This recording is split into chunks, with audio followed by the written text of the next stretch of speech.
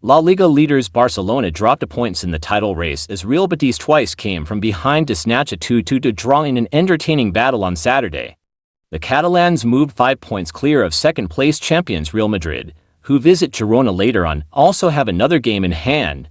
A Sane Dow leveled in the 94th minute to stun Barcelona, who opened the scoring after 39 minutes through Robert Lewandowski. After Giovanni Lo Celso leveled for the host from the penalty spot, substitute Ferran Torres struck what seemed like the winner before Diaw's late intervention. Real Betis started strongly, with Rafinha forced to clear Diego Llorente's header off his own goal line. Former Barcelona winger Izzy Abd should have sent Betis ahead moments later when played through, but Inaki Pina produced a fine save to deny him. After Betis' early attacking flurry, Barcelona began to take control of the game. Lamine Yamal fired off target from Rafinha's cross as both wingers threatened, with Betis sitting deep to try and protect themselves. The Catalans found the breakthrough shortly before the break with a slick team move. Pedri teed up Jules Koundé to slide across a low ball which Lewandowski stroked home from close range. It was the 36-year-old striker's 16th league goal of the campaign, leading the scoring charts in Spain. Betis began the second half in the same fashion as they started the first in millimeters from an equalizer when Sergi Altamira's header flashed past Pina but also the far post. Barcelona goalkeeper Pina made a fine save to thwart Chimi Avila as Manuel Pellegrini's side held onto the initiative and eventually leveled with a penalty. Frankie de Jong stepped in the heel of Vidaroque, on loan at Betis from Barca, and after a VAR review the referee awarded the hosts a spot kick, also sending off Flick for his protest. Lo Celso buried his penalty to set up an entertaining finale as both sides sought to claim 3 points. Barcelona's winner arrived when 17-year-old starlet Yamal crossed for Torres to turn home, although the strike was initially flagged offside. However, a VAR review showed Ada Rubel was late to step up and had played Spain international Torres onside for his second goal into games. Barcelona thought they had sealed victory, but deep in stoppage time Dow, left and marked by Inigo Martinez, tucked home from Rubel's cross as the full-back made amends for his earlier error. 10-man Manchester City fought back from a goal down onto occasions to hold Crystal Palace to a 2-2 draw at Selhurst Park in the Premier League, although the result is another huge setback to their hopes of a title 5-peat. Twice Oliver Glasner's side went ahead through Daniel Munoz and Maxence Lacroix, and twice Man City restored parity through Erling Haaland and Rico Lewis, the latter of whom was then dismissed in the closing stages to extinguish the champions' hopes of finding a coveted winner, arriving in the capital with a reduced set of options again. One glance at City's youthful bench told the whole story. The holders were caught cold after just 4 minutes. When Munoz called the visitors' offside bluff, City responded well to going behind in an attacking sense. But Guardiola's side were also being carved open at will defensively by the plucky Eagles, who could count themselves unfortunate to not double their lead on a couple of occasions. At the other end, though, a questionable piece of goalkeeping allowed Haaland to level on the half-hour mark with his 13th goal of the Premier League season, which also saw the Norwegian prolong a streak of scoring in all of his top-flight appearances against Crystal Palace. However, Haaland's aerial excellence was negated by Kyle Walker's aerial inferiority, as the Man City captain inexplicably allowed Lacroix to rise above him and head home a Will Hughes corner to restore the host lead early in the second half. A Sky Blues full-back soon stole the spotlight for the right reasons, though, as Lewis picked out the top corner with panache to draw Guardiola's side level once more, before finding himself on the wrong end of a highly contentious goal. Already on a yellow card, Lewis was then sent off for a second bookable offense for a foul on Trevoh Chalobah, although it could be argued that the City product was the one that was felled by his Eagles counterpart.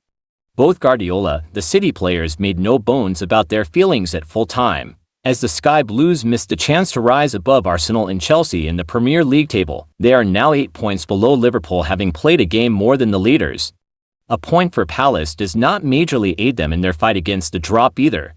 The Eagles occupy 16th place in the standings with just a 4-point gap to the drop zone. Brentford recorded a 4-2 victory over Newcastle United in Saturday's pulsating Premier League contest in West London, with Nathan Collins and Kevin Shade scoring in the second half for Thomas Frank's side. The result has moved the Bees into 6th spot in the Premier League table, now boasting 23 points from their opening 15 matches of the campaign, while Newcastle remain 12th, having collected 20 points from their first 15 games. Ian Longstaff hit one off the post in the early stages of the contest, but Brentford made the breakthrough in the 8th minute, with Brian Bouma working his way into the Newcastle box before finding the top corner with a brilliant effort. Newcastle were only behind for 3 minutes, though, with Alexander Isak heading a cross from Jacob Murphy into the back of the net from close range to spark jubilant scenes in the away end at the Brentford Community Stadium. Brentford regained the lead in the 28th minute through Yoane Wissa, who found the back of the net with a brilliant effort, but it was 2-2 to just 4 minutes later, as Harvey Barnes fired into the bottom corner after being found by Murphy. Barnes had given the ball away to Wissa for Brentford's second, but it was a quickfire response from the Newcastle forward, and a pulsating opening 45 minutes in West London finished all square at 2-2. Brentford were back ahead in the 56th minute, as a long free kick from their goalkeeper Mark Flecken reached Collins, with the defender expertly finishing into the bottom corner of the net. Shade then made sure of the points in the final stages by converting from inside the box after smart work from man of the match Mbeumo, with Brentford winning the 6-goal thriller to climb into 6th. Now just 4 points off the Champions League positions, Enzo Maresca praises Chelsea mentality and perfect comeback win over Spurs. Spurs may be the Premier League team with the most 2-0 leads surrendered in defeats in the history of the competition, but I'm not sure too many of us would have put money on Chelsea engineering a comeback after we conceded twice in comical circumstances in the first 10 minutes last night at the new 3-point lane. And Cole Palmer magic have got something special brewing at the Bridge. Chelsea are proving everyone everywhere wrong all at once. There was method to Todd Boehly's mad spending spree after all. It's left Chelsea with the most exciting team in the Premier League, enviable squad depth and, given the age of the players, enormous potential for the future. It felt like the perfect weekend for Liverpool.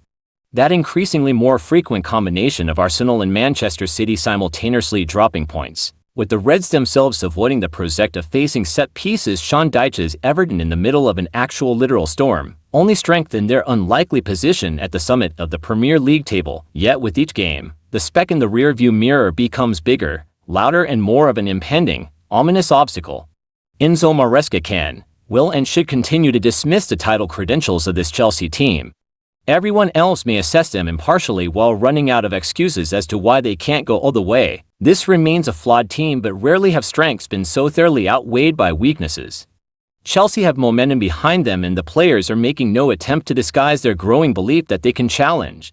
Liverpool will not be foolish to overlook currently their strongest competitors. No team has lost more Premier League games in which they have been at least 2 goals ahead than Tottenham. It is a perfect statistic, a revelation which confirms suspicions yet still surprises. Spurs changed nothing from a plan which might not even have delivered to goals had Cucurella been wearing appropriate footwear from kickoff. Chelsea adapted and overcame. The difference was stark. Cole Palmer will be credited with the starring role in this comeback, but everything Chelsea built was on foundations laid by Jadon Sancho. His goal was excellent, a wonderful run and sublime finish punishing Tottenham's indecisiveness.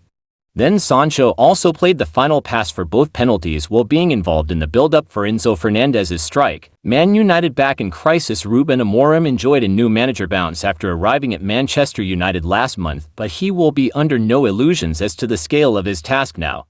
The former Sporting Lisbon boss predicted the storm will come, and it is here earlier than maybe he expected. United went down to 2-0 to high-flying Arsenal in midweek and on Saturday lost 3-2 at home to Nottingham Forest, paying for defensive lapses.